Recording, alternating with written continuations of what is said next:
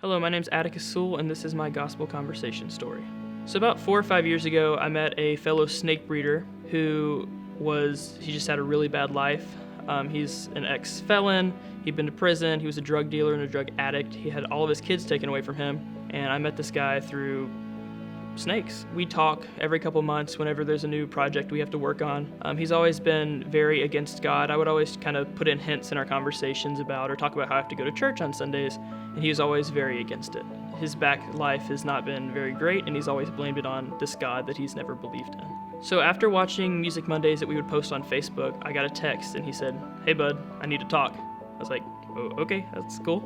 And we talked about it. He realized that there is someone over him and that he really needs God in his life.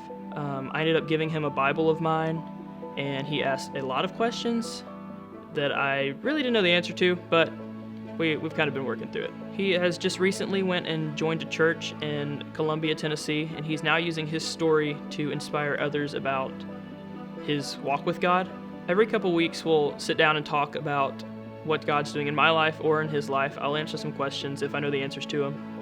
And his life has changed so much, and we now have almost weekly conversations about God and how he can keep growing in his walk with God, and also lead his kids into the same path that he's gone. This conversation story has been over a span of about 4 years, and after I had the initial conversation a couple years ago, I kind of just let the Holy Spirit take his own and let him do what he's going to do.